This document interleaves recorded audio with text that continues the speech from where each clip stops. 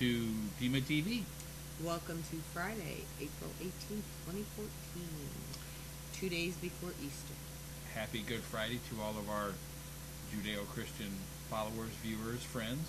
And if I forget at the end, happy Easter to all the Christians, happy Passover to all the Jews, and happy planting to everybody else, because everybody's going to be planting something soon.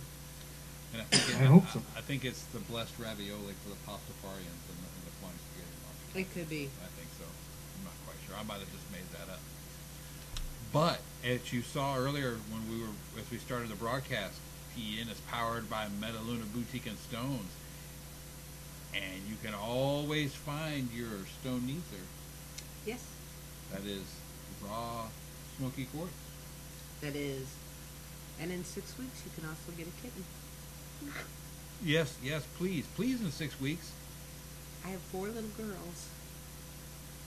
All have an M on their forehead. Not quite sure what that means. I don't know if it's the sign of the apocalypse or not. It's Metaluna. Hello.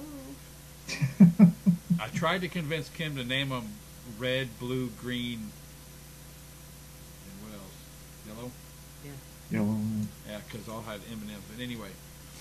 But tonight we have a very special guest, and he's going to help us explain something that is, or let's not even say the word explain. Let's say demystify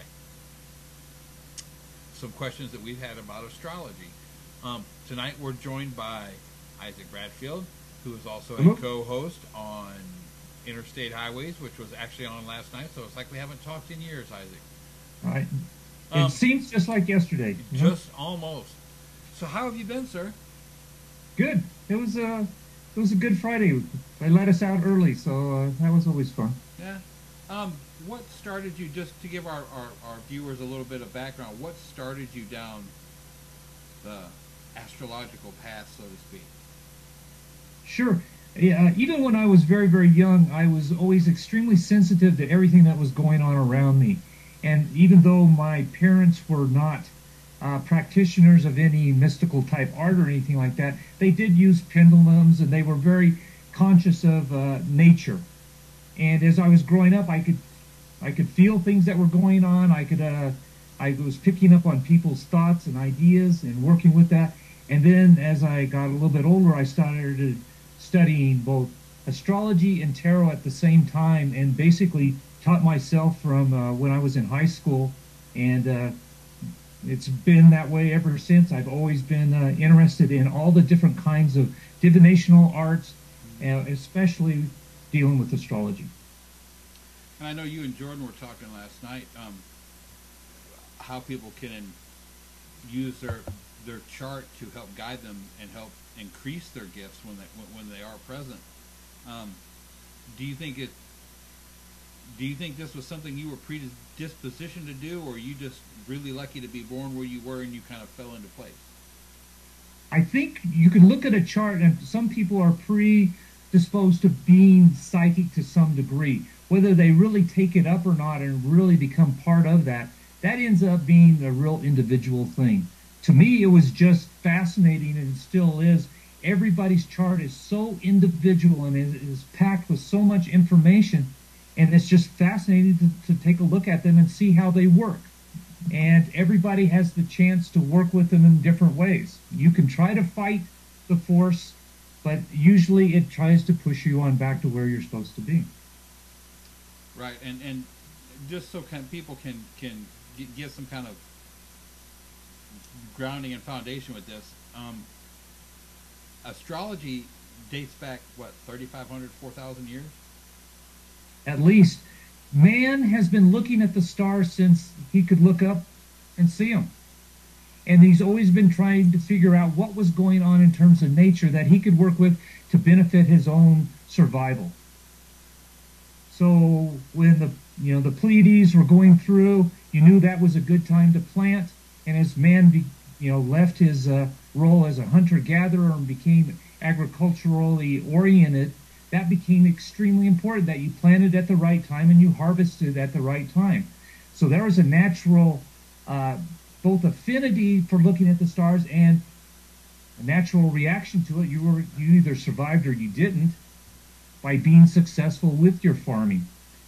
But also with that, now we saw, the ancients looked up there and they saw these planets. They saw these stars, which they didn't realize were planets at the time, actually moving through a particular portion of the sky. And as they moved across, they were trying to make correlations between those movements and where they were in the sky and what was happening to them. And with that, that's what started astrology, and the Magi and the Babylonians and the Egyptians. This is as well as the Chinese. Everybody has used it in different forms, but it's basically still the same idea of where the planets are in the sky in relation to what's going on to us. Do you think we've lost with... I know you have to go way out in the country, at least in the United States, because, PEN, we are an international broadcasting outfit. But do you think... I know you have to go way out in the quote-unquote sticks to see the stars the way you used to be able to see them. Do you think our modern living has disconnected us from that cycle to a certain degree? Unfortunately, yes.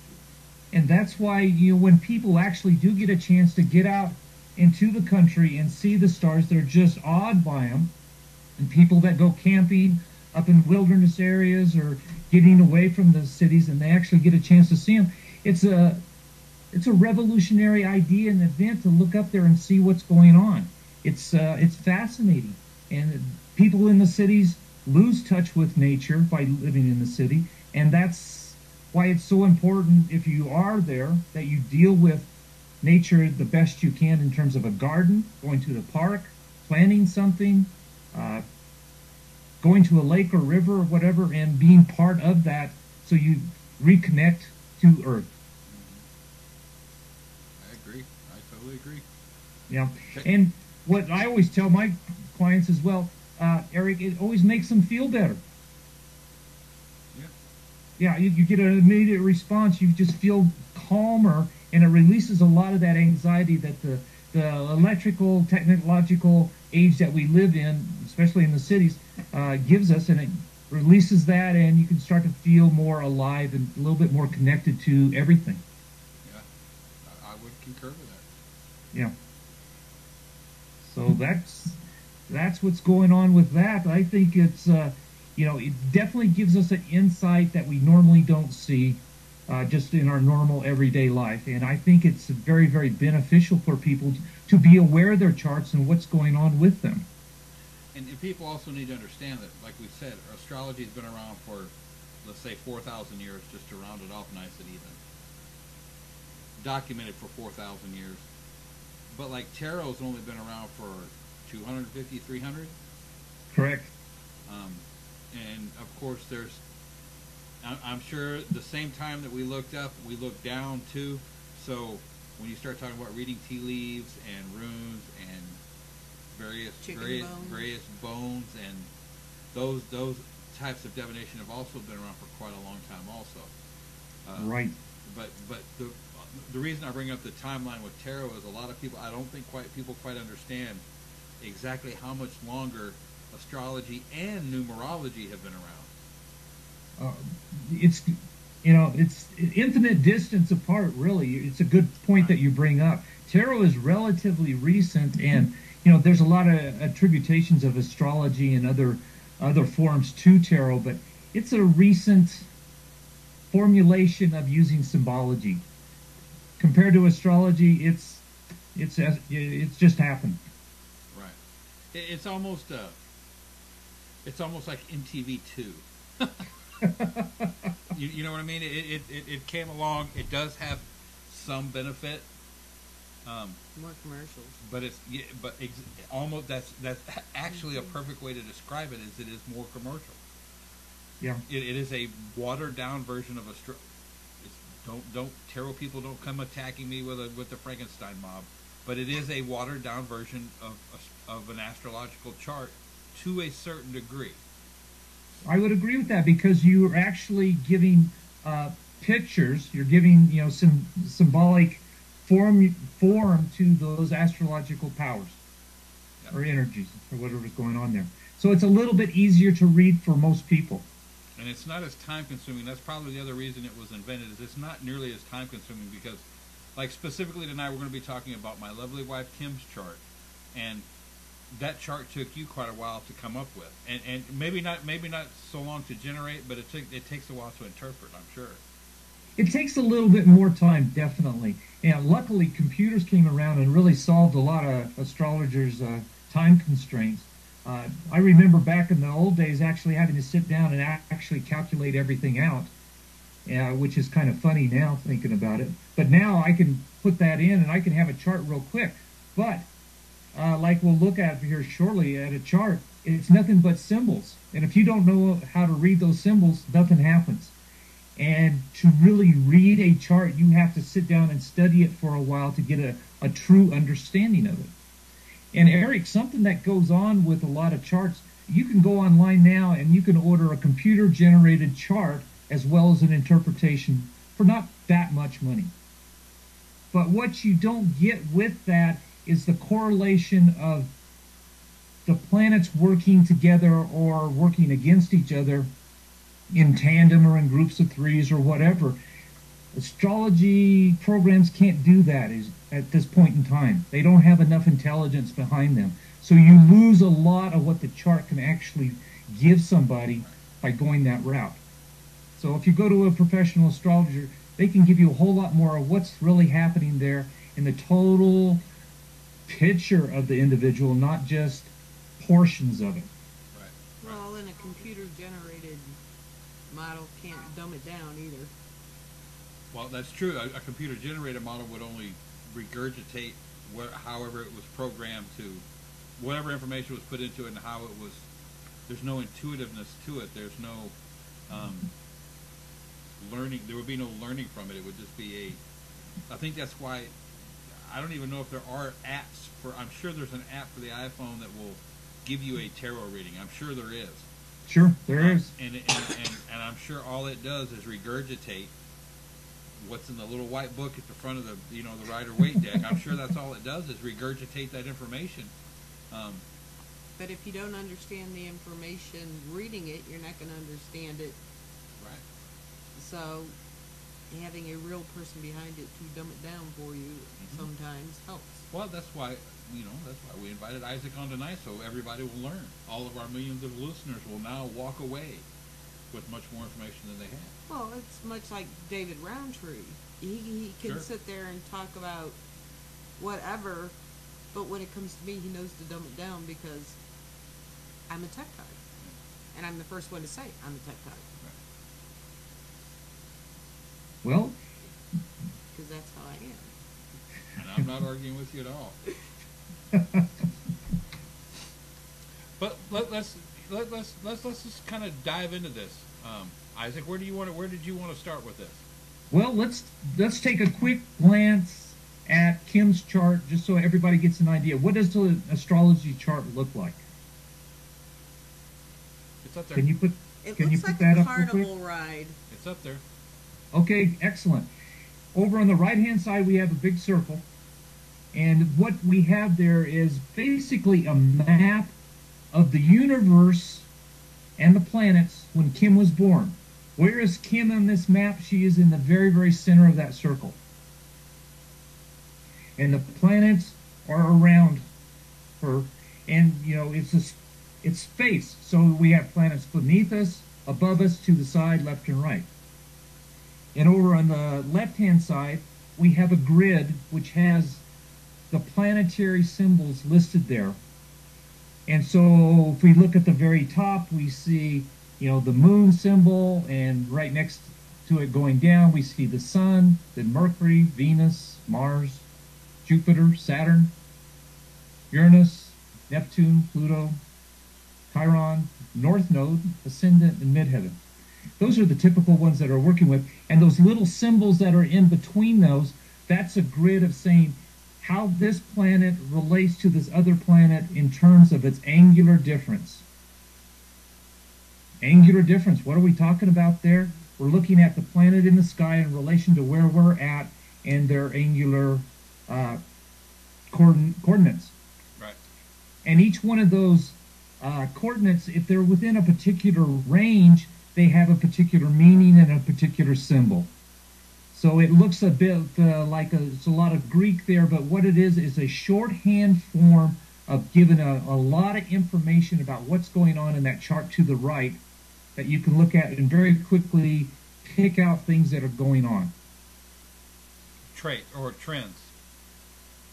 Right. Or, influences that are happening right there. Now, if you get a chart, do you need to understand all that? Not really, but you need to understand what it means. So hopefully somebody's interpreting that for you, or you get a chance to study it on your own and learn as you go, which is considered one of the best ways to learn astrology, is pick up your chart and start going through it step by step and trying to ascertain what it really means, and then you can apply it to yourself and say yes or no.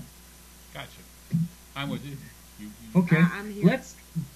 Let's go on to the next slide. And it's just a plain chart. It's an empty wheel. It's an empty wheel. That's exactly what it is. And this is what you're starting with. You're starting with the galaxy is around the individual. We have 12 houses is what they're called. And those are those sections of that wheel. They're 30 degrees each. So if you have 12 of them, you have 360 degrees. So you have a full circle. What does it represent? It represents a section of the sky. Not the whole sky, just a section of the sky where the planets move. So we're looking at that section which back in that particular time had a particular constellation there. So that is what is considered the sign for that particular area of the sky. Okay. It's a clock with no hand. Pretty much. And as we go through those, they have assigned positions. So let's go on to the next slide. Okay. And what we have here, I talked about the symbols for the different planets. It's a great shorthand, and this is a lot of what the ancients used as well as the chemical scientists of their time, the alchemists. They use these symbols as well for relating to both physical matter as well as philosophical growth. So there's a lot of history behind these. But as you can see, they're all very interesting looking. They're still used in astronomy as well. And the meaning behind them, anytime you see a circle, spirit. Anytime you see a cross, horizontal and vertical, that's matter. That's what they're talking about. Anytime you see a crescent, that's receptivity. And so a point, okay, obviously concentration of energy. So we have a combination of a number of those particular abbreviations put together so we get the symbology of what that planet is. And that's what those are right there. Okay, I have a question. Sure. Does Pluto still count, seeing they deemed it not a planet? Some astrologers kind of dropped it off. I use it all the time. There's really, really good reason for it. And as well as on this particular slide, you see some other asteroids, which a lot of astrologers use and some astrologers don't. It just depends on what you're looking for and what the astrologer is doing. So even though they're not planets, they still have influences on us, and especially if they're in tight relations with other planets, they start influencing them even more. So answer to your question, Pluto is still very, very strong, and it still has influence in our charts. Okay, I still count it. Oh, good. Well, it makes him feel good, too, because, he's in the underworld, it gets kind of dark. Although I do not count the 13th zodiac sign. Well, right now I don't either. So. Well, wouldn't that throw the whole chart? Wouldn't that throw the whole? Is that why there was such a huge hullabaloo about that 13th symbol when it came out and they dropped Pluto and all that? Because it would go from being an even 30 degrees for every sign to what I don't know, 13 would throw it into what, like 24 point something? Yeah, it would create some issues there. In the past, there have been times when they used something like 14 signs for the zodiac. So it's not totally off the wall that people would even consider it, because it's happened before. But 12 works out so nice because it's an even number in dealing with 360 degrees. Right, right. And it works out well because you have 4 elements, and you have 3 modes of those elements, and that makes 12 as well, so that works real well. It fits nicely.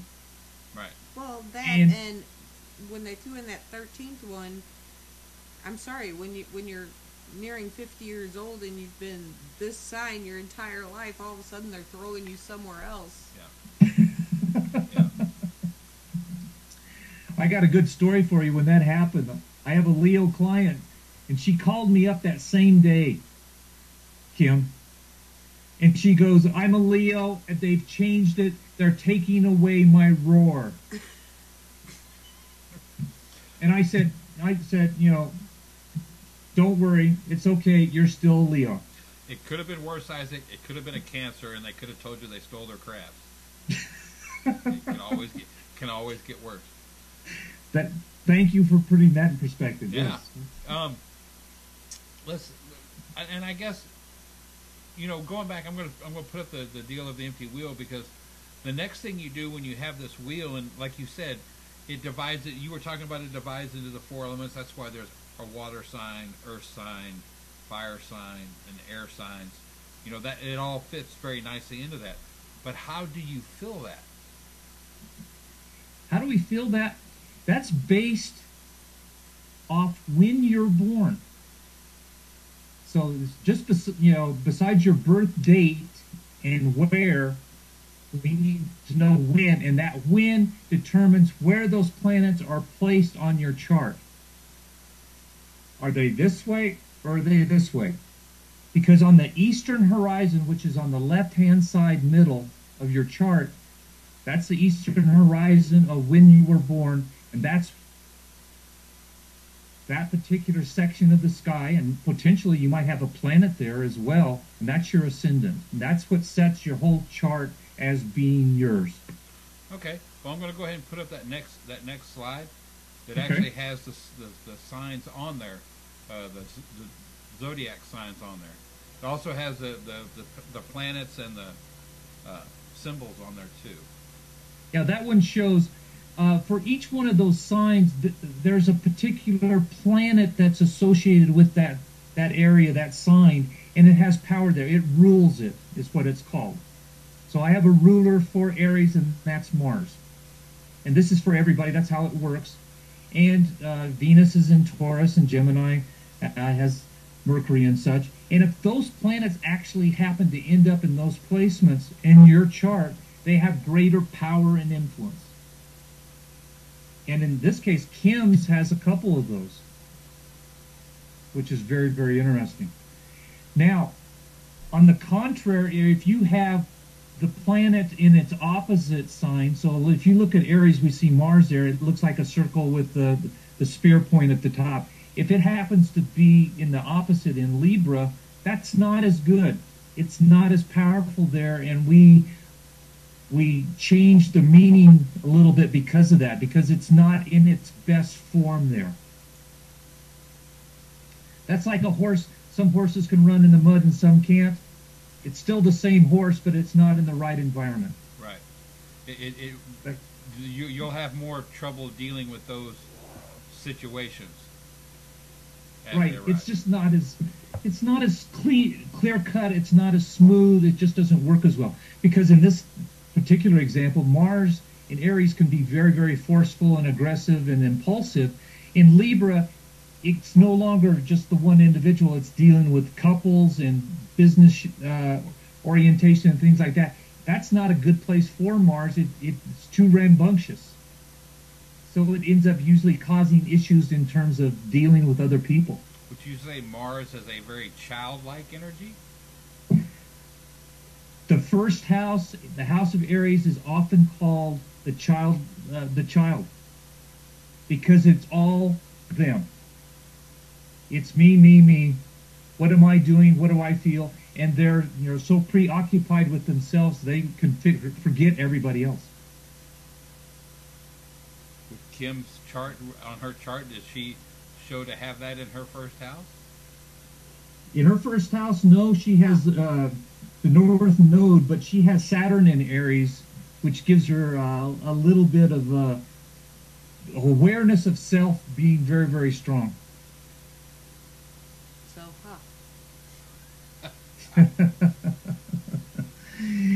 And also with these planets, you can also have these planets in different placements where that are called exaltation and falls, which basically being in good places and not so good places. So those are part of the consideration as well. If we go to the next slide, we actually can see some of these angular aspects. They have names like conjunction, semisextile, sextile, square, trine. Those are what gives us those lines in the middle of the chart. You take a look at those, Eric. It looks like Star Wars is going on. All these things going back and forth. Yeah, it's like a spirograph. Right. And a lot of clients come up to me, well, is that bad? Is that good? And I say, that's what makes you. That's what makes you as a true individual. And, the lines that represent aspects that are very, very beneficial or easier for us to deal with are usually colored green or blue on most astrology charts. And those are the trines and sextiles. Those are energies where the planets are actually working together. They're not doing this.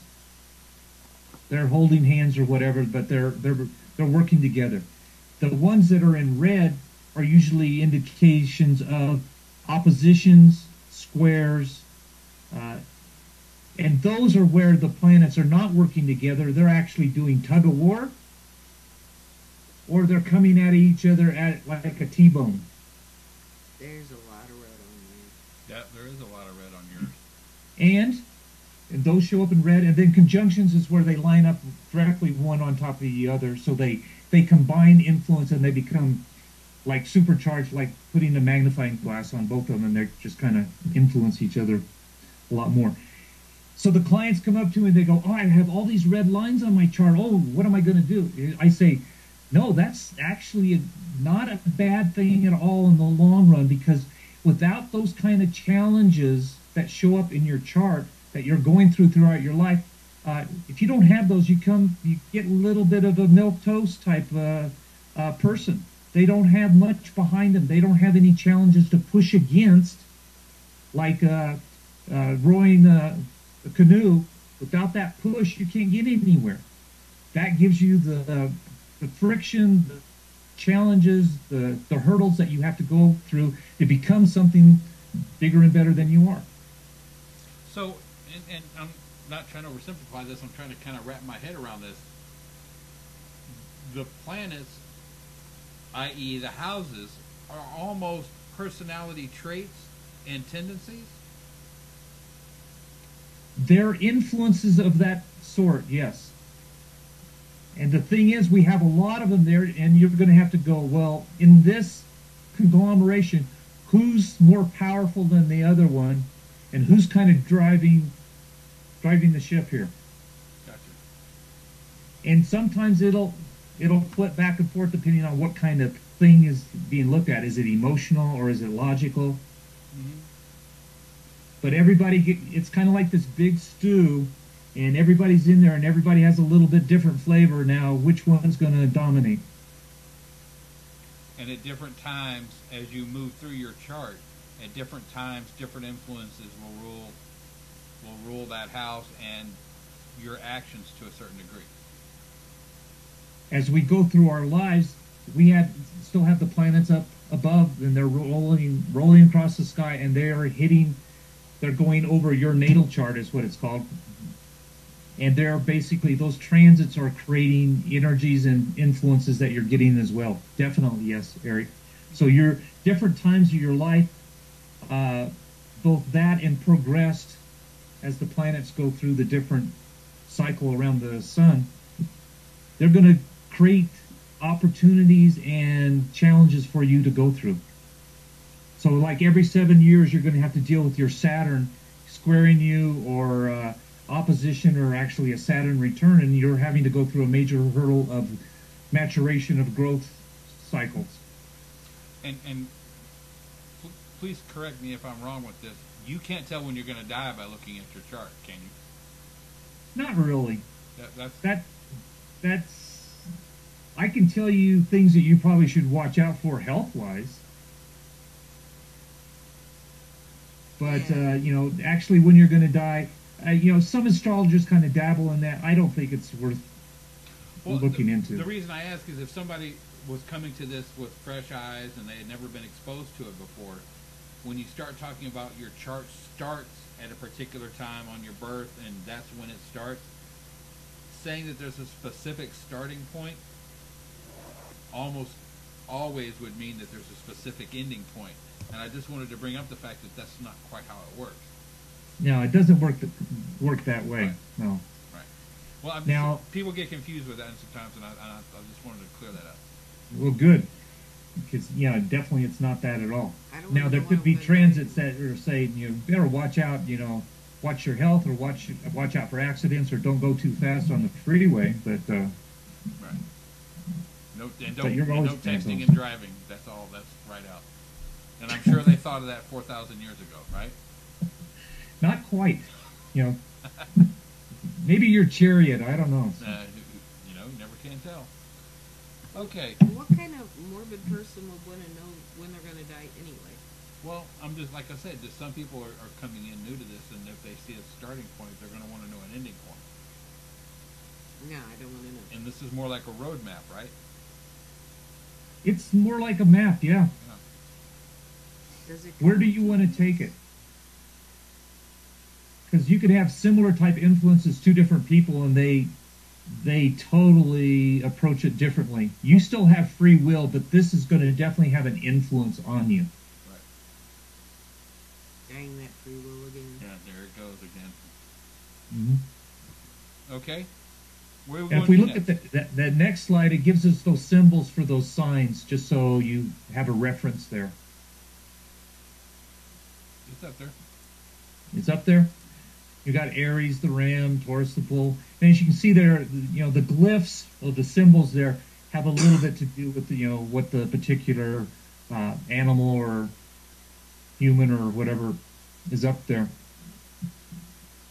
Leo the lion, sometimes people ask me about that one. That's representative of the spine on a human, the Kundalini force, and Leo is of that nature, and you have that circle of the sun there.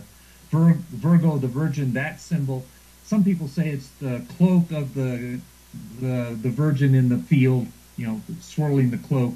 That one's kind of weak, I thought, but that's the way it is. I always thought that Pisces was the sideways 69 and Cancer was the H. Nope. Shows what Pisces is the fish. One fish going this way and one fish going this way.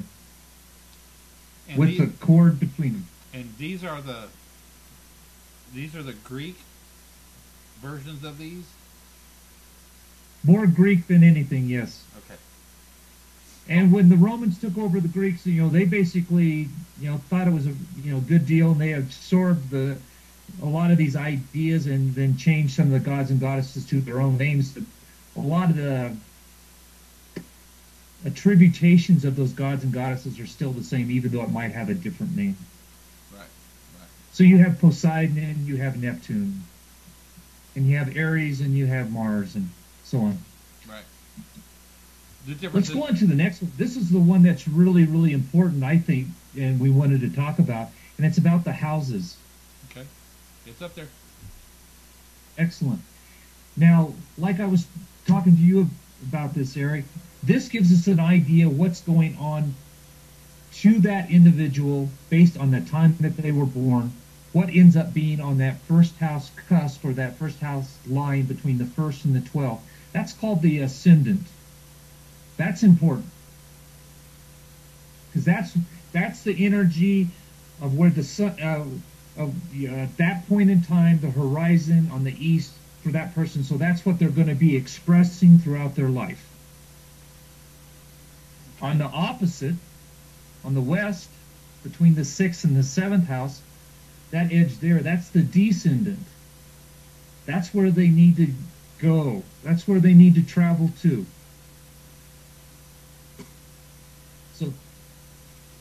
So this is part of your roadmap. Gotcha. And each and each house as you so go you through, want. Go ahead. each house as you go through is a change. It's a change in the heavens that will directly affect how you act and or react. It's going to how it's that. The way I like to tell everybody about it, you think of the planet as a force. It's a different force. The sign is how it's focused, and your house is where it's focused on you. Okay. So with this, I can say, oh, you have Mars in the 6th house, which Kim does. So that energy of Mars, which is aggressive, initiatory, masculine, forceful, full of initiative, it's in the sign of Scorpio, which is of intensity of emotion. So we put those two together. We got that force through that focus, and where is it hitting? It's hitting her in the 6th house, which is service and health, which means she has a lot of power in terms of dealing with how she exercises, how she deals with her nervous energy, how she deals with organizing things around her.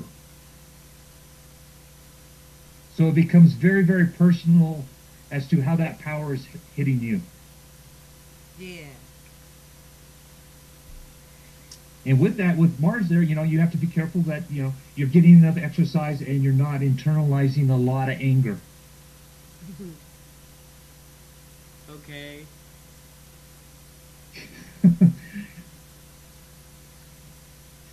On the other side, when you look at, she has Moon in the 3rd house, and the Moon, the receptivity, emotional receptivity, intuition, and such. It's in the sign of Cancer, so it's wanting to mother and help, bring in and comfort others, and it ends up being in the 3rd house, which is communication. So that's a driving force of her emotional energy wanting to express itself and communicate and help other people. That ends up being a very, very strong influence on her chart. And as it turns out, you're on the radio, you're on the internet TV. That's part of that energy, that communications. And I don't ever shut up, so. Well, I would say with that Moon there that you need to express your emotions all the time. Oh, and I don't think you can hold back. She really does. That is, it's part of your nature. You have to express what you're feeling. That's that push that you were born with. But that's also a gift, and that's something, Eric, I wanted to bring up, that no matter where your planets are, there's good and there's bad to it. But those are our viewpoints. It's just power and how we're working with it. It's kind of like tarot when you can, if you read and invert it. That's true. I mean, there's always going to be good and bad. Yeah, there's always good and bad of how you dealing with that energy. So that Moon there, makes you very, very sensitive. So you can be too sensitive, but you could be sensitive enough that you become a very, very strong empath. You're around other people and you immediately know what they're feeling and you can help them out. So it's the same energy. It's just how you're working with it, two sides of it. Yeah, the whole physical empath thing gets ugly quick. It can. Yeah, I'm sure it gets tiring at times because you pick up on everything. Yeah, I get more of their aches and pains than I do their mental. It's not a happy place sometimes. Unfortunately, it's not. And, that relates to some other things. And you have Jupiter, which is a big, big planet, and it ends up being in the fourth house, the house of the home. And this Jupiter is in Cancer as well, so that's always going to bring a lot of energy to you, Kim, that you want to have a large kitchen, a large house, plenty of room, a lot of food in the cupboard. You want to be peaceful, calm, and happy there because that's where you feel the best and in control of things as in your home. That is actually an awesome place for Jupiter to be. But it will try to keep you in your home versus going other places, though. It likes to hold you there. Yeah. Well, everything keeps winding up in Cancer, which is really weird. No, not really. Not when you look at my chart. I say that So because my parents, my daughter, and my husband are all Cancer. Well, that's where you're going to feel the best and feel comfortable is with that kind of energy, because you can relate to all that emotional intensity that they have because you can understand it. Sometimes you may not like it, but you can understand it because you have a lot of emotional intensity yourself. We haven't got to these other ones, but you have a grand trine in water, which means you have a situation where you have 3 different planets they're each trining each other, so it makes this gigantic triangle there. If you look on your chart, it's in blue or green, whatever. Not Blue, I think. Do you see it? Yeah. It's got its point down that hits that Jupiter. Okay. That's a very, it's not extremely unusual, but it's not something that you see in every chart by any means as well. That's a grand trine. That gives you a huge amount of energy and understanding and working with emotional things, because you have these other planets, they're each in a water sign, and they're helping each other out. So it's expression of that, your Pisces, that's solar expression, your sun's there, your Jupiter is in Cancer, and you have Mars in Scorpio. So you end up being a very, very powerful, water-driven, empathic energy that needs to express itself in a very strong communicative fashion all the time. See, I'm not just a big mouth. There's a reason for it. Oh, you come by it natural. I'm not arguing. I've never argued that. But that Mars in Scorpio, Kim, gives you a huge amount of energy that always needs to be focused, because if it's not focused, it can be a very destructive, reactive type nature. Which means if you get ticked off, you pounce. Yeah. Yeah. Which I don't do very often. I mean, I average every 12 years. That's good, because when that happens, it sets off a lot of power, and that's not usually great to have. But what that Mars does, if you look over, it's on the far right hand side there. It's in that red. It looks like that circle with the spear again. It's directly opposite. It's on your descendant there. That's the driving force in your chart for your whole life, which is you maximizing your energy to get things done that you want to get done, and not procrastinate and just hold back. Yep. Procrastination is my biggest pet peeve. Yeah, it's something that you're always dealing with, because you're coming from your ascendant is Taurus, and that Venus is there in Taurus, so she likes to sit back and say, let it grow, let it develop, it's going to come in its own time. I want to be comfortable, I want to be safe and secure, I don't want to move too quick. But that Mars is on that opposite side saying, if you want to get something done, you need to go out there and get it done now. Yep. And so that's the balance of your life, is is going through those cycles, what do you need to really jump up and go after, and what can you give some more time to and enjoy the growth and the development and have time to smell the roses too. That makes a lot of sense. That's scary. Yeah. Now that Venus in Taurus also, it's that little green symbol. It's on the left-hand side there. It looks like it's the feminine symbol in biology. It's a circle with the cross underneath it. Yes. She's right there. She's in her ruling sign, which is awesome. Again, we got Venus in her ruling sign, and we have Mars. Mars is the old ruler for Scorpio, and the exact opposite. So your chart is showing that you have this strong, strong ability on the feminine side as well as the more masculine type energy that you're working with as part of your spiritual development. And kind of a shorthand for that, you're having to learn how to balance your forces of energy. Well, that explains the stutter, doesn't it? And that Venus there says, I want things beautiful around me. You should be very aware that that is a strong green emerald color. That color might give you a lot of peace and calm wherever you're at. That planting in the garden will be a very strong therapeutic value for you because you'll be in the dirt, and that will release a lot of that strange karmic potential Saturn type influence, and that Saturn gives you sometimes a lot of depression type orientation. So you have to be aware of that.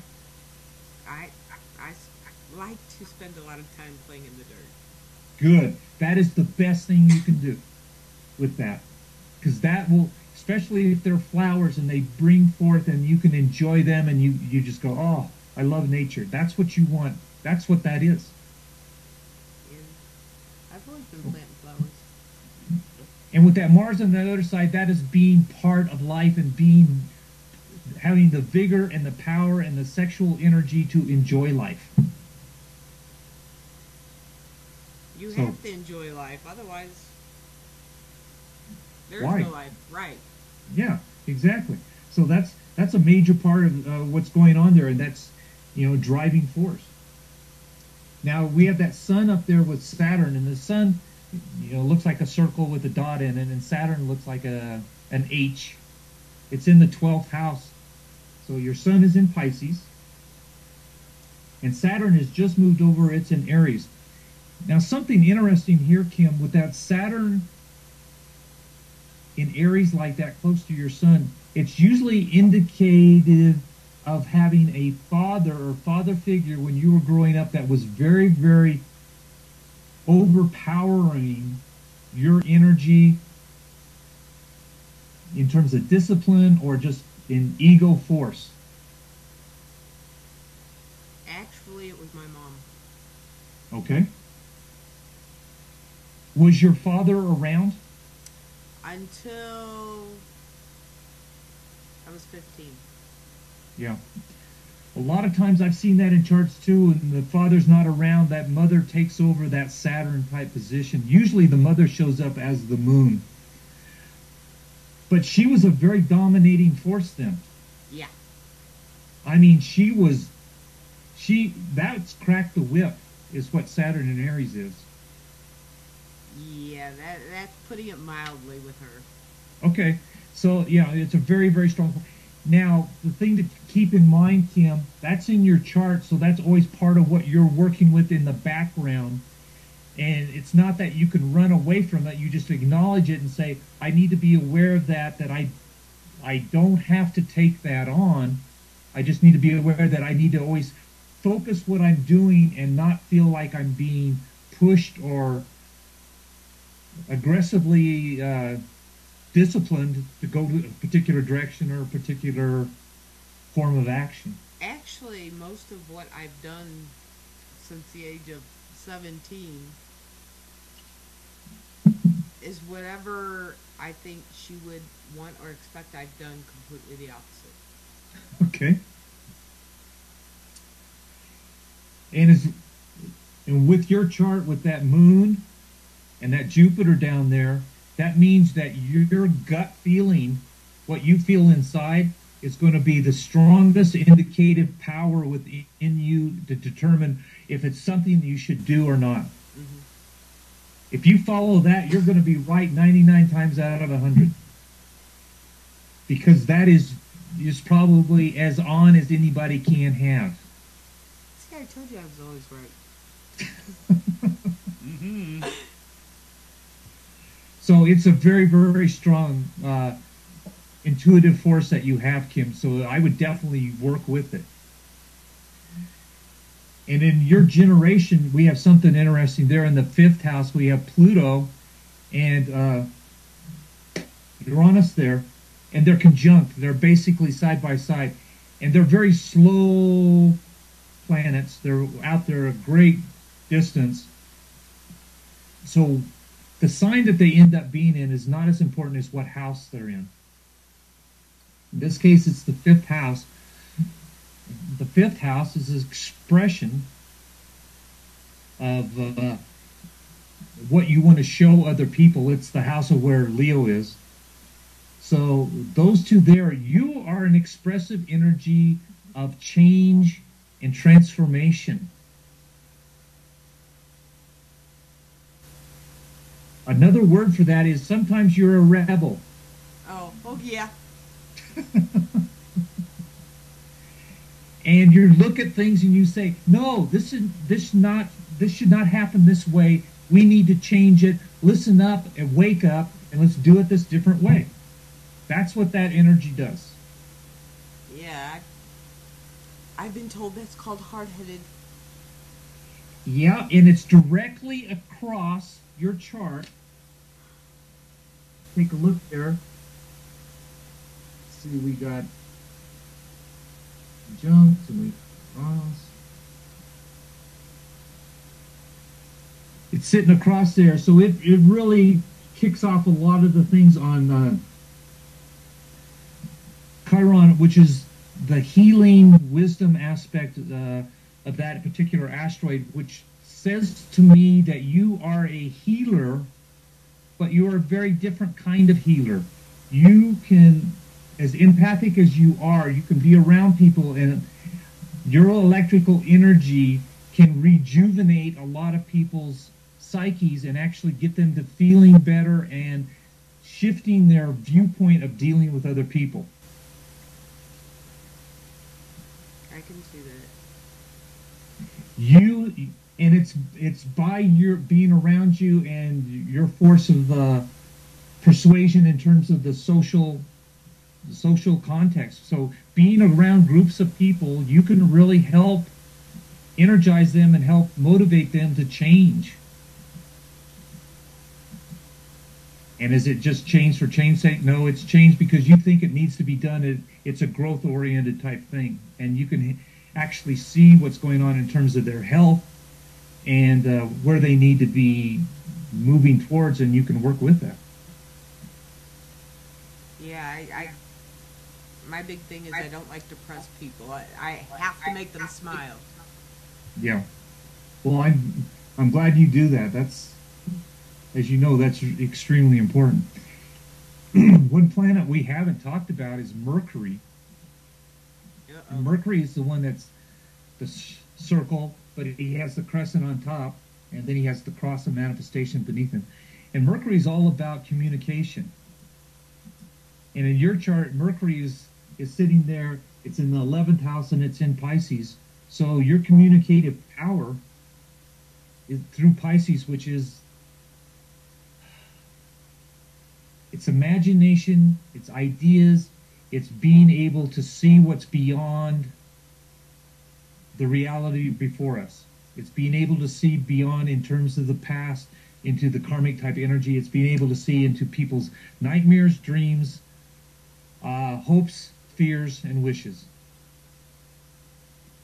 And your Mercury's there, so you can communicate that, and it's in the 11th house, so you're around other people that need to hear that, and so you talk about that, and you feel more comfortable talking about that than a lot of other things. Mm-hmm.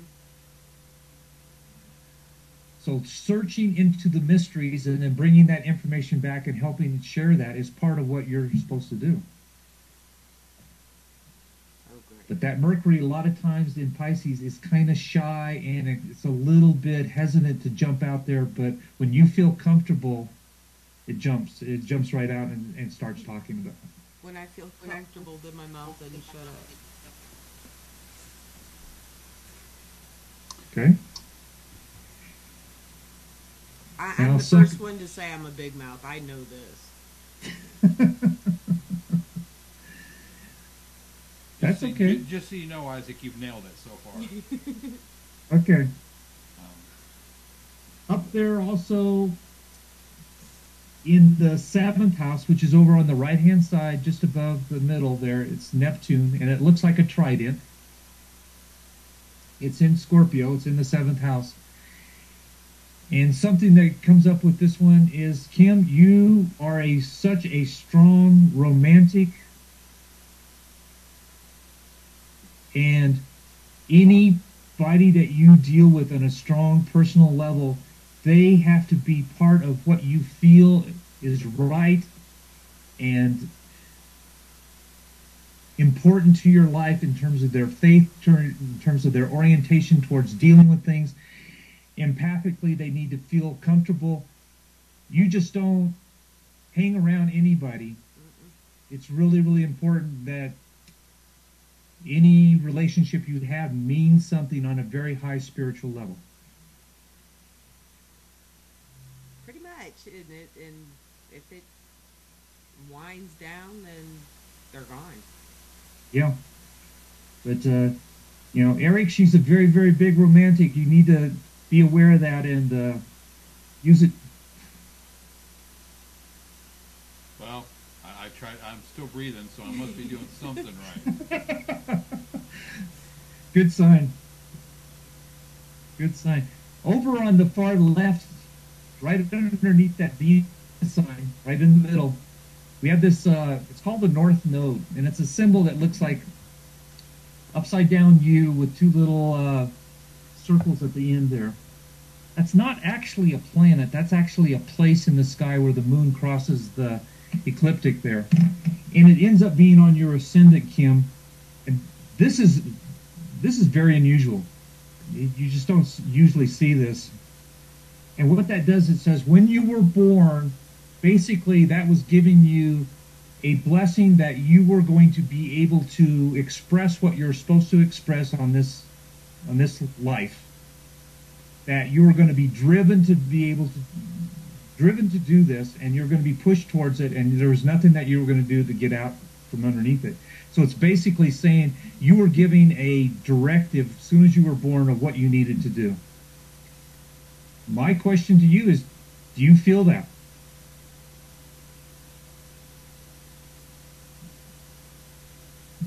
Most of the time. Okay. I hope so. It's in Taurus, which means that you're manifesting things around you. You're actually making things real. Yet you're traveling towards this thing with this Mars in Scorpio, which you're dealing with these strong emotions. So you're seeing both sides of that strong energy of creation is what it amounts to. So making things happen and then dealing with it on the emotional side. You keep looking at me. I don't know what to say. I'm He's just, got me. He's nailed you. He's got you. Yeah. So that's a very interesting one, and that's the one that's probably going to be through your head always. Am I accomplishing what I really need to, and am I really expressing the power of getting things done that I need to? Am I accomplishing that? And that's going to be pushing you on. Be careful with that Saturn in that 12th house, that if you start to feel depressed, you start digging in the dirt and you start planting something.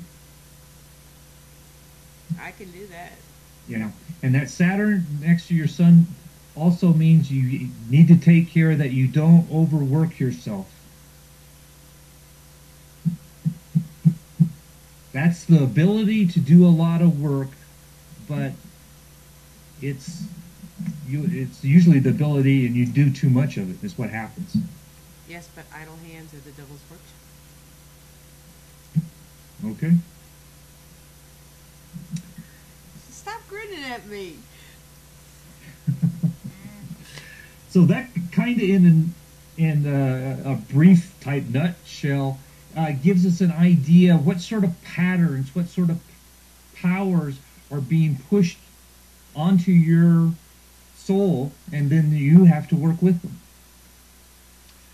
And I wanted to make sure everybody got to see this graphic real quick because we didn't have a chance to talk about it very much.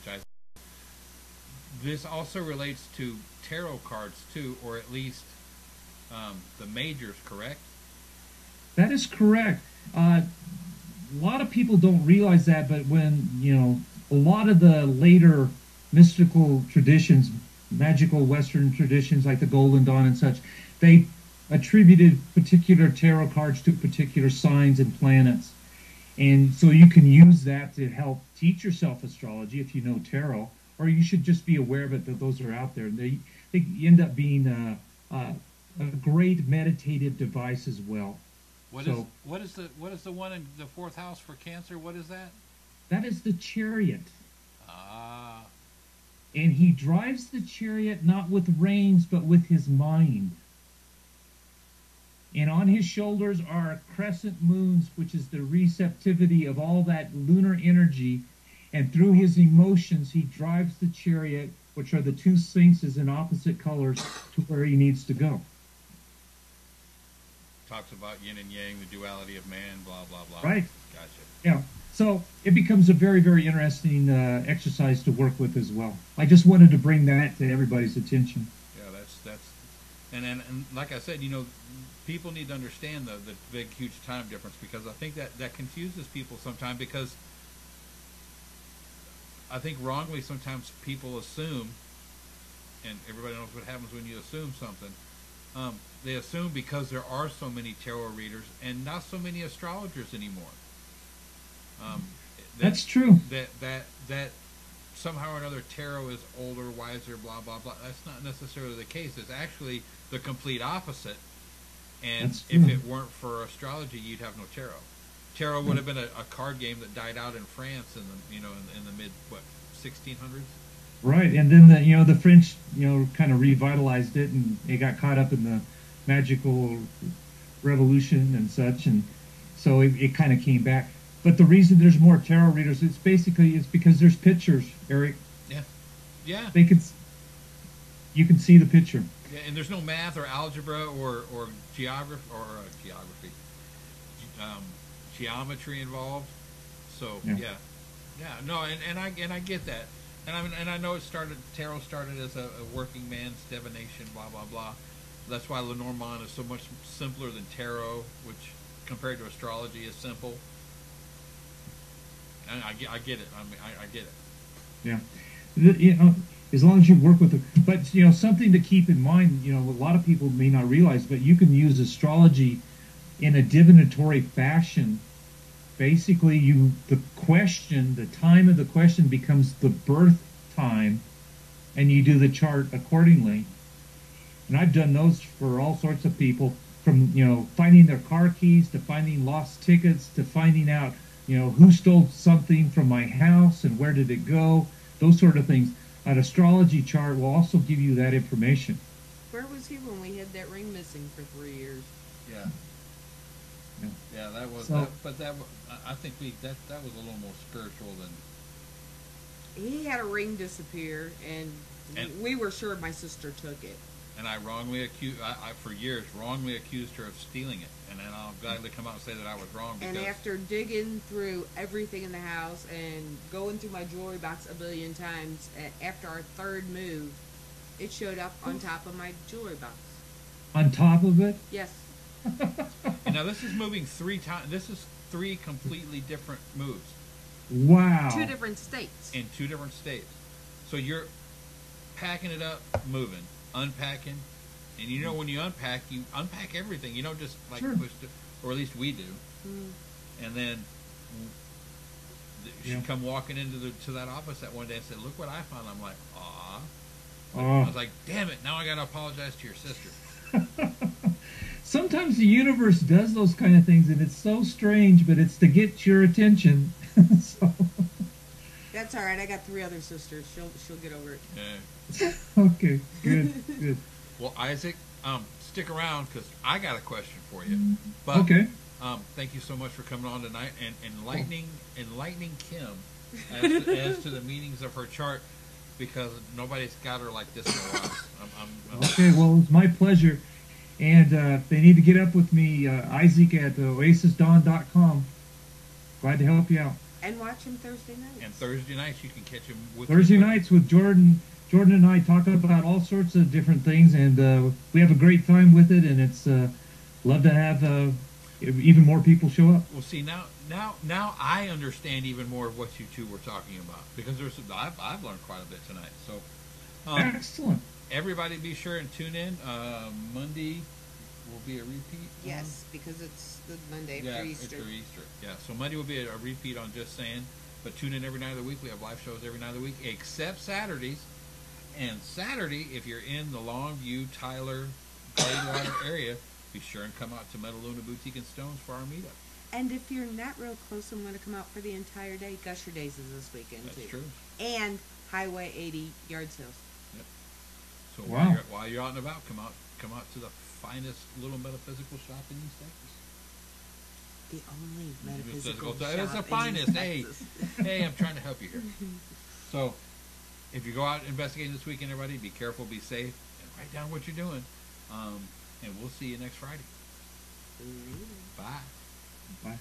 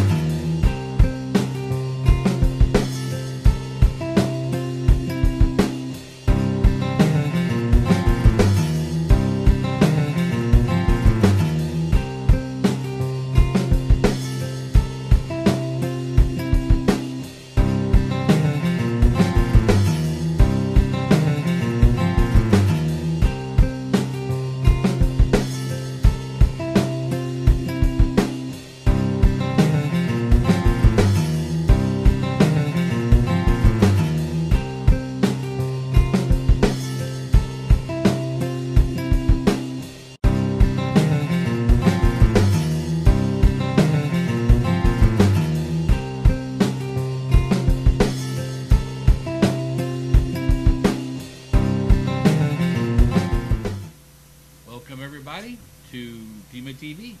Welcome to Friday, April 18th, 2014. 2 days before Easter. Happy Good Friday to all of our Judeo-Christian followers, viewers, friends.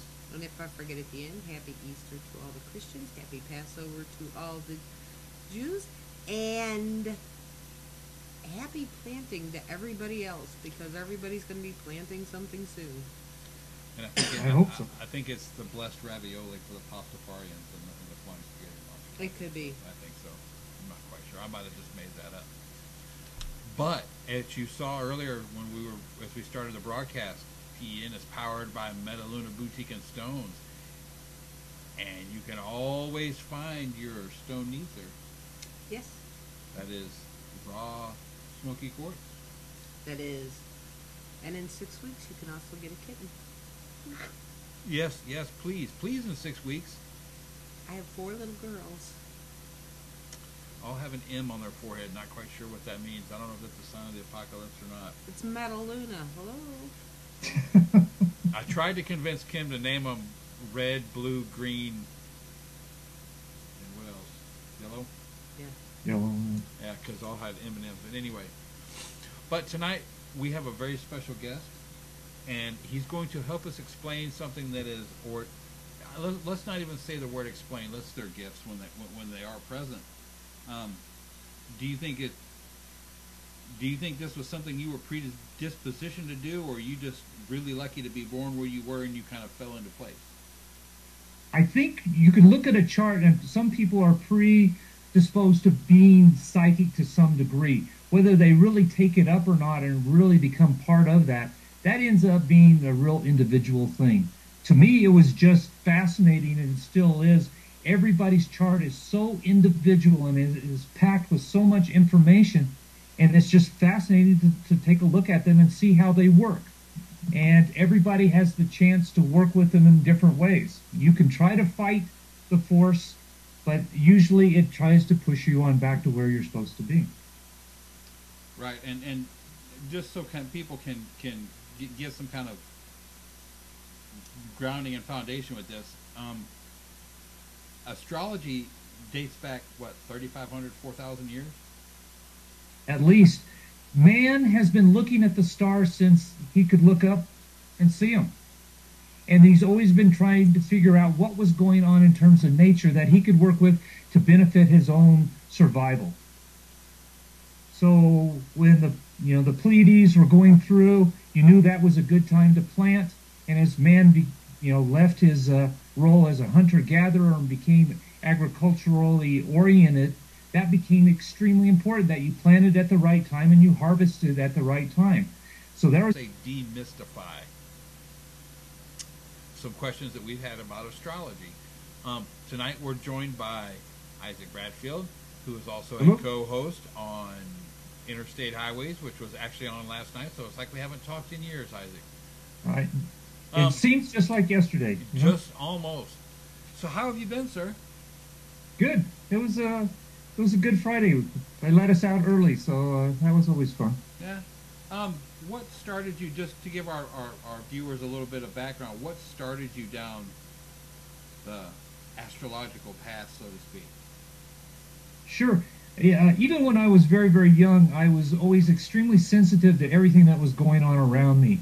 And even though my parents were not practitioners of any mystical type art or anything like that, they did use pendulums, and they were very conscious of nature. And as I was growing up, I could feel things that were going on. I was picking up on people's thoughts and ideas and working with that. And then as I got a little bit older, I started studying both astrology and tarot at the same time, and basically taught myself from when I was in high school. And it's been that way ever since. I've always been interested in all the different kinds of divinational arts, especially dealing with astrology. And I know you and Jordan were talking last night how people can use their chart to help guide them and help increase. It's a natural both affinity for looking at the stars and a natural reaction to it. You either survived or you didn't by being successful with your farming. But also with that, now we saw, the ancients looked up there and they saw these planets. They saw these stars, which they didn't realize were planets at the time, actually moving through a particular portion of the sky. And as they moved across, they were trying to make correlations between those movements and where they were in the sky and what was happening to them. And with that, that's what started astrology, and the Magi and the Babylonians and the Egyptians. This is as well as the Chinese. Everybody has used it in different forms, but it's basically still the same idea of where the planets are in the sky in relation to what's going on to us. Do you think we've lost with... I know you have to go way out in the country, at least in the United States, because, PEN, we are an international broadcasting outfit. But do you think... I know you have to go way out in the quote-unquote sticks to see the stars the way you used to be able to see them. Do you think our modern living has disconnected us from that cycle to a certain degree? Unfortunately, yes. And that's why, when people actually do get a chance to get out into the country and see the stars that are just awed by them, and people that go camping up in wilderness areas or getting away from the cities, and they actually get a chance to see them.